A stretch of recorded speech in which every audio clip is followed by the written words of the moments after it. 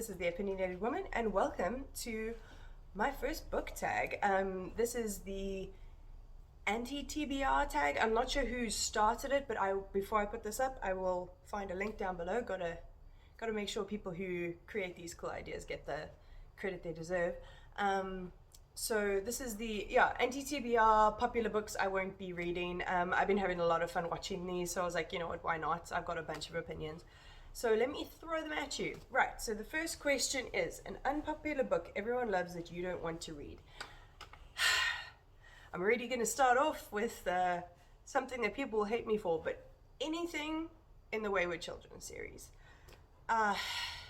When I first started watching BookTube, when I found out BookTube was a thing, I heard everybody talking about the Wayward Children series. Everybody. And it sounded right up my alley. Magical realism, freaking portal fantasy, different worlds, like beyond our own, like a school or like a place for kids to stay that have these issues. Like, oh my god, that sounds just like that is my shit. So I found the one script, I got the first one, started listening to it, and it wasn't gelling. So I was like, you know what, let me put it down. I'm not in the right headspace right now, let me try it again. That audiobook is 4 hours. I DNF'd after 3, like, because I could not bear it anymore. I think because it's so short, I find that they've got no substance. Like, a character will die, but because it's so short, there's no time to grieve. So I would like to try a full-length novel by Shauna Maguire just to give her a chance, because a lot of people love her. I mean, freaking Books and Lala talks about Shauna Maguire all the time. So I'd be willing to give her full-length novels a shot. But with the Wayward Children series, and you know what my pet peeve was that the twins were called Jack and Jill. That is so unimaginative and on the nose. Like, come now, you're a writer, you can think of better. And then in middle game they're called Roger and Dodger. I mean, come now, like that's lazy. Think of some better names. Anyway. A classic book or author you don't want to read. The only thing I could think of, like the first name that popped into my head was Cormac McCarthy. I mean, I've seen his books all over the place, obviously. The first time I'd ever seen anybody like really in-depth read them was Matthew Sharappa did a video where he read Brolit. Now, I'd never heard of the term Brolit before, but when he was reading that book and talking about it, I was like, oh my god, this is totally Brolit, and like, you are perfectly, like, please, in the comments, if you disagree with any of these and you think I should give these books a second chance, tell me. Like, I mean, these are all my opinions, and if you guys like these books, that's fucking incredible. Like, we all have different tastes, we all have different, things we like to read. I'm not saying any of these books are bad, they're just not good for me personally, just me. But yeah, Cormac McCarthy's books always make me think of dry, arid deserts, and that's like not an environment I've ever found intriguing or appealing or anything. And like, yeah, it's just very Brolity. This lesbianos does not like the Brolits. Moving swiftly on, a problematic author you have no interest in reading. Okay, so yes, I have read from this author in the past, but from now on, I will not be supporting her. From now on, she will be called the author who shall not be named, and if that reference doesn't tell you who I'm talking about, it's J.K. Rowling. Yes, I have a Harry Potter tattoo with a quote from one of the movies. I grew up with Harry Potter. I loved Harry Potter. It was a very, very important series for me when I was a kid, but because of her hatred and her turf bullshit, I am not supporting that woman in any way. I'm not reading any of her books under any pen name. I'm not buying any trademark merch. I'm not going to ever visit the Wizarding World of Harry Potter. I will not contribute to that bitch's life and her riches anymore. I mean, I wasn't going to watch the Fantastic Beasts movies because they are hot garbage. So yes, she will now be known as the author who will not be named, so that she doesn't get any promo on my channel. The next one, the author you gave a chance and decided it wasn't for you. Well, this is another one goddamn, Colleen Hoover. I'd heard so many people telling me how great Colleen Hoover was. Or not telling me, on BookTube, telling the world how great Colleen Hoover was. So I was like, you know what? It was a, what is it called that Books and Lala did? The Buzzword Readathon. And it was for numbers. So I was like, you know what? This is a perfect opportunity. Let me read November 9. When I tell you, I was shouting at my radio in the car that when things are happening in this book, oh my word, like it is so toxic and problematic and romanticized. Like, there are things that happen in this book that there is no chance they should ever be forgiven for. And they just, oh my God, like, I don't want to spoil it if somebody wants to read November 9, but maybe skip ahead a little bit. I'll put a spoiler here. But oh my God. So, okay, are you gone? Are you gone? Oh my God. He set fire to her. He literally set her on fire. I don't care if that is by accident or not. That is not forgivable. That has changed her life. For the rest of her life is different because this bitch set fire to her. Just to get revenge from his father, from her father. What? How is that? And then she said, don't worry, you have nothing to apologize for. Bitch, yes she does. I mean, yes he does. Fuck. Okay. I knew this book would make me rage, and people love this book, but oh my God, I cannot get behind a book like that. So I will never read another Colleen Hoover. Never again, because that was that bad that I don't trust her to give me something that's not toxic and disgusting.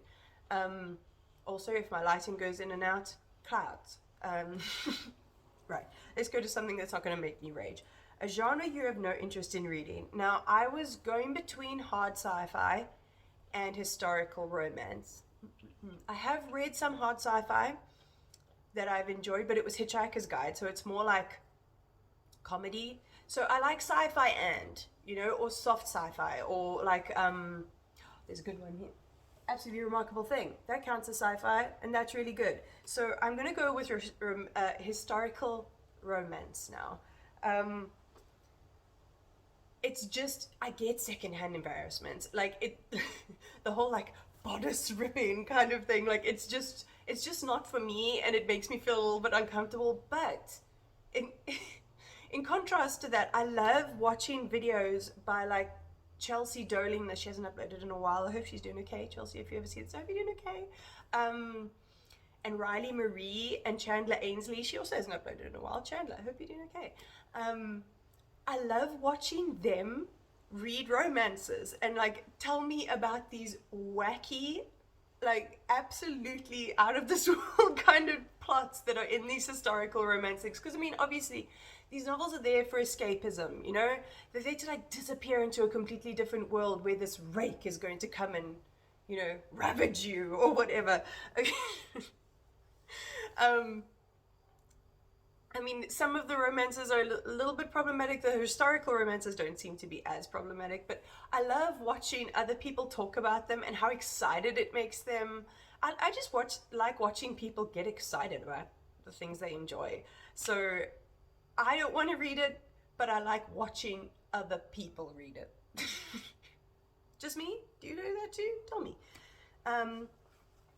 Okay, a book you bought but will never read. Okay, so I don't buy books without the intention of reading them. I'm not going to buy a book because it is, a beautiful edition without reading it. I'm not going to buy something just to match a certain thing.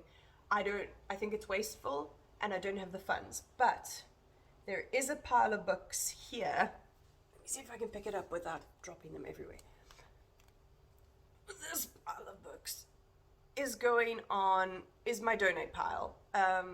These are books that I bought. These I was given, but these are books that I bought and DNF'd within, I'm not going to hold it up the whole time, Jesus. Within a few pages, within like 20 to 50 pages, I DNF'd them because they weren't for me.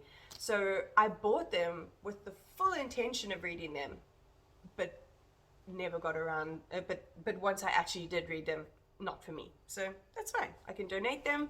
Someone else might like them. So that would be cool. 20 on the page. A series you have no interest in reading. Oh dear. Okay, this is another one that's going to piss people off. But absolutely anything by Sarah J. Maas. This is totally personal. I know so many people love her. So many people, like, every time she comes out with a book, they're like, bam, bam, bam, bam, bam, and they get so excited about reading them. And I love seeing that excitement. But I've heard positive reviews, like plenty of people tell me about Sarah J. Maas and her books and how much they love those books and why. And I still don't think I'm gonna like them. Like, I've watched negative reviews, sure, like Read with Cindy's ACOTAR response videos. Oh my god, I cannot think of Sarah J. Maas without thinking of Fairy Dick. It's totally Cindy's fault. Literally, every time Sarah J. Maas pops up, I think Fairy Dick. But yeah, it's is it YA or young adult? Young adult. YA is young adult. New YA, is it YA? So her series are YA or new adult. I'm not sure which areas I think they span across both of those. I'm not quite sure, but just yeah, I've watched positive reviews, I've watched negative reviews, and neither of them make me think that Sarah J. Maas is an author for me. It's just a totally personal choice. I know what I like and what I don't like, and what's going to make me cringe or what's going to make me mad.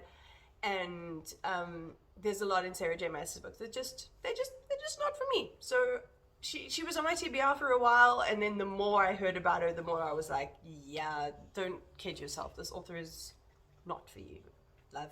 You can read something else. Yeah. So don't come for me. I did listen to both sides of the aisle, and both sides of the aisle have convinced me that Sarah J. Maas is not an author for me. Probably also Cassandra Clare for exactly the same reasons. What do they do now? The kids do this. The last one, a new release you have no interest in reading. Ready Player 2. Now, she's blown out. Freaking Sky, what you doing, bro? Anyway, I'm just gonna have to work with it. I read Ready Player One when it came out, a little while ago, but it was years ago, like years. And I enjoyed the whole, I enjoyed it on the surface level when it came to like the game and everything like that, but now that I have a more complex idea about, like, I've started since I've read that book, I've done a lot more work in my own brain when it comes to, feminism and misogyny and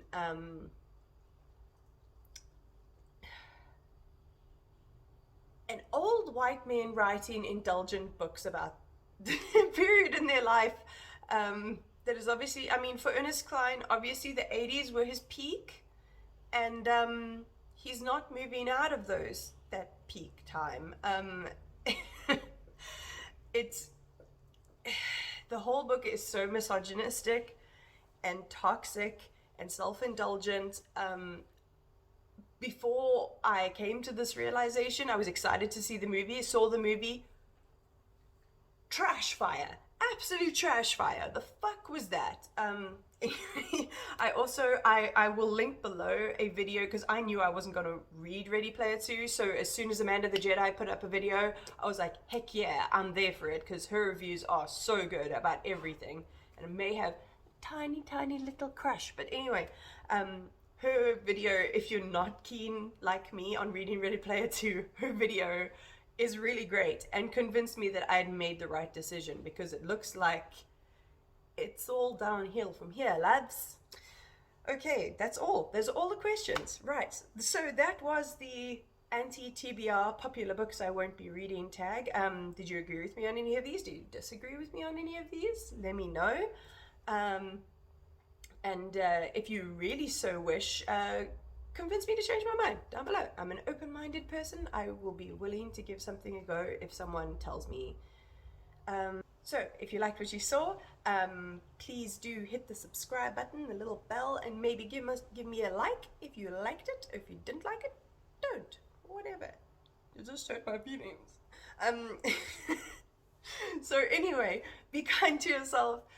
Be kind to other people. Be kind to yourself. Wear a mask, and I'll see you next time.